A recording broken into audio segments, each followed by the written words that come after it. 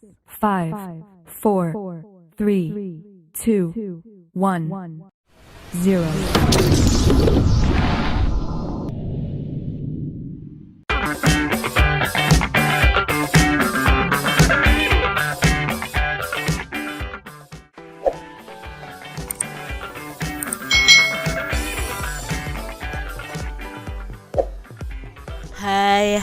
Hai.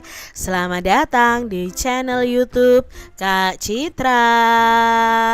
Apa kabar adik-adik semuanya? Kak Citra berharap kalian dalam keadaan yang baik, sehat, dan siap untuk belajar ya. Hari ini kita akan belajar bersama-sama masih di tema 6, yaitu energi dan perubahannya. Subtema 3, energi alternatif, pembelajaran yang kedua. Mari adik-adik kita belajar dengan penuh semangat ya. Adik-adik perhatikan gambar Benny dan teman-temannya. Mereka sedang bermain apa adik-adik? Ya, mereka sedang bermain layang-layang. Mengapa layang-layang itu bisa terbang adik-adik? Ya, karena ada bantuan angin yang meniup layang-layang tersebut sehingga layang-layang tersebut bisa terbang. Nah, adik-adik, gerak angin itu sebagai energi alternatif. Udin dan kawan-kawan sedang belajar tentang angin. Mereka berencana bermain layang-layang. Hal ini untuk mengamati manfaat dari angin. Mereka memilih bermain di lapangan yang luas. Bermain di lapangan luas itu leluasa untuk bergerak. Bermain di lapangan luas juga dapat angin yang cukup. Angin diperlukan untuk menerbangkan layang-layang. Angin sedang sangat baik untuk bermain layang-layang. Angin sedang ini ya dia, artinya angin yang tidak terlalu besar. Udin dan kawan-kawan memilih bermain di sore hari karena angin pada siang sampai sore hari sangat cocok untuk bermain layang-layang. Zaman dahulu angin itu digunakan juga dalam kehidupan manusia. Angin digunakan untuk menggerakkan perahu layar seperti ini adik-adik. Dulu perahu itu tidak memakai mesin loh adik-adik. Mereka memakai kain layar ini yang tertiup angin. Jadi angin juga digunakan untuk menggerakkan roda pada penggilingan padi. Gerak angin dapat dijadikan sebagai energi alternatif. Energi alternatif adalah energi pengganti bahan bakar minyak. Gerak angin ini dapat diubah menjadi energi listrik. Nah, energi listrik ini digunakan sebagai pengganti bahan bakar minyak. Adik-adik amati gambar kincir angin berikut ini ya. Nah, energi angin itu dapat dimanfaatkan untuk pembangkit listrik tenaga angin atau tenaga bayu, disingkat dengan PLTB. Pembangkit ini mengubah gerak angin menjadi listrik menggunakan kincir angin. Nah, kincir anginnya seperti ini adik-adik. Kincir angin ini biasa disebut dengan turbin angin. Lalu nanti akan mengalirkan arus listrik ya ke generator itu. Lalu generator itu akan menyalurkan juga ke rumah-rumah penduduk atau rumah-rumah di sekitarnya berupa energi listrik yang tanpa bahan bakar minyak. Coba adik-adik wawancarai teman kalian atau orang dewasa di sekitar kalian.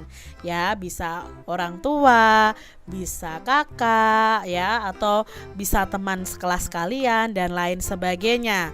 Tanyakan beberapa hal berikut ini adik-adik.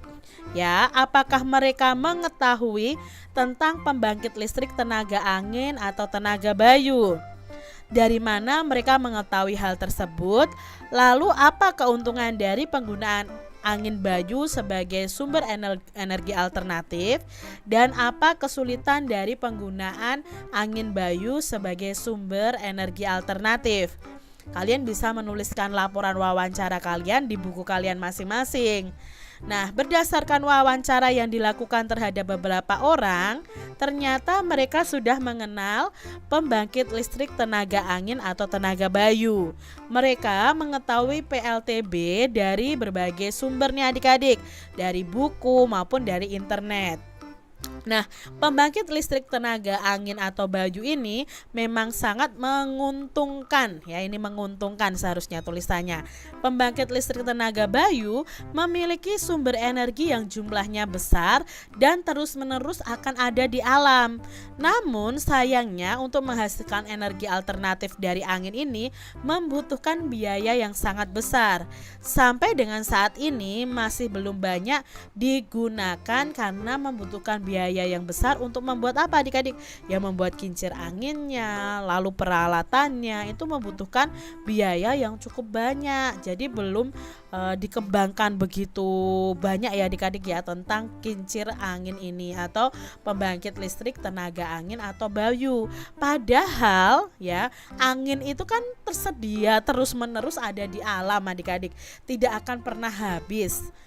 Tapi biaya untuk membuat PLTB-nya yang sangat besar. Nah, ini yang perlu kita pikirkan adik-adik ke depannya. Bagaimana supaya bisa memanfaatkan energi alternatif berupa angin ini. Nah, adik-adik, angin merupakan salah satu energi alternatif yang mudah didapat dari alam. Angin juga dapat digunakan untuk menerbangkan layang-layang. Bermain layang-layang itu sangat menyenangkan ya adik-adik. Bermain layang-layang itu menggunakan tali. Tali ditarik, layang-layang pun meliuk. Tali juga dapat digunakan untuk permainan lainnya loh. Mari coba bermain tali, membentuk huruf menggunakan tali sambil menggerakkan badan. Nah, ikutilah gerakan berikut ini adik-adik. Yang pertama, siapkan dulu 2 pasang bambu seukuran pensil untuk masing-masing pemain. Lalu ikatlah tali pada ujung pensilnya adik-adik. Ukuran tali lebih panjang daripada ukuran pensilnya. Gerakan pertama adalah berlatih menggerakkan tali. Nah, gerakan talinya seperti ini. Caranya adalah menggerakkan tangan ke kiri dan ke kanan. Seperti ini ya adik-adik ya. Lalu gerakan keduanya meliukkan badan ke kiri dan ke kanan sambil memutar talinya tadi. Sambil meliukkan badan, tangan menggerakkan bambu ke kiri dan ke kanan juga. Gerakannya seperti ini. Coba kalian tirukan adik-adik. Setelah itu, gerakan keempat, kalian berjalan sambil meliuk dan mengayun talinya. Langkah pertama mulai dari kaki sebelah kiri dulu. Kaki kiri ke depan dan kaki kanan di belakang.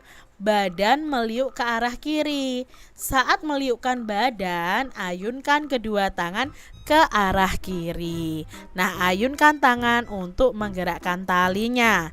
Gerakan yang kelima, kaki kanannya di depan, gantian ya adik-adik, dan kaki kirinya di belakang. Badan meliuk ke arah kanan. Saat meliukkan badan, ayunkan kedua tangan ke arah kanan. Nah, ayunkan tangan untuk menggerakkan talinya seperti ini. Kalian bisa praktekkan ya bersama teman-teman kalian. Nah, adik-adik, menikmati energi yang tersedia adalah hak manusia. Lalu manusia juga mempunyai kewajiban. Nah, kewajiban manusia adalah menjaga ketersediaan energi tersebut. Hak dan kewajiban harus berjalan dengan seimbang. Anak-anak memiliki hak untuk bermain. Kewajiban anak itu harus membagi waktu antara bermain dengan belajar. Nah, memberi kesempatan kepada semua teman agar dapat ikut bermain itu termasuk contoh sikap memenuhi hak. Hak dan kewajiban harus dilakukan secara seimbang. Jadi ingat ya adik-adik, hak itu apa yang kita peroleh setelah kita melakukan kewajiban kita. Di sini kita berhak kok menikmati energi, menggunakan energi, tetapi kita juga punya kewajiban untuk menjaga dan menghemat energi yang ada. Kalian punya hak untuk bermain, tapi kalian juga punya kewajiban bisa membagi waktu antara bermain dan belajar. Jadi di sini hak dan kewajiban itu harus dilakukan secara seimbang. Adik-adik, orang tua kalian itu memberi izin untuk bermain bersama teman-teman kalian nih. Semua teman mau bermain denganmu. Ini artinya kamu sudah mendapatkan hak bermain. Sebutkan 5 kewajibanmu saat bermain adik-adik. Nah, di sini Kak Cira sebutkan 5 kewajiban kalian. Yang pertama, kalian harus meminta izin kepada orang tua sebelum berangkat bermain bersama teman. Ya, minta izin dulu, bilang mau bermain di mana, dengan siapa ya. Kalian harus bilang kepada orang tua kalian. Yang kedua, bermain sesuai dengan waktu yang telah ditentukan. Jangan waktunya untuk mandi sore malah main terus ya, pulangnya sudah menjelang maghrib, misalnya menjelang jam 6 sore. Tidak boleh adik-adik, kalian harus tahu waktu. Yang ketiga, kewajiban kalian bermain dengan hati-hati agar tidak terjadi kecelakaan atau hal-hal yang merugikan. Yang keempat, kewajiban kalian saat bermain adalah membersihkan mainan atau merapikan mainan setelah digunakan. Dan yang kelima, kalian harus mematuhi tata tertib saat bermain dengan teman. Hak dan kewajiban itu harus dilakukan secara seimbang.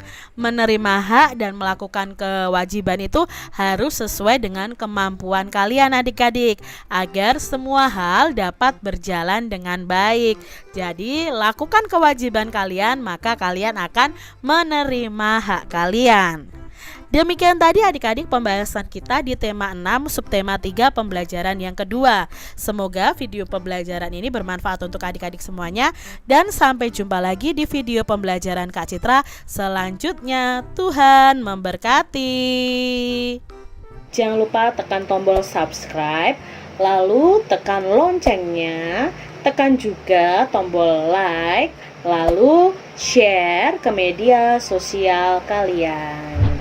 Jangan lupa untuk ikuti media sosial Kak Citra. Terima kasih.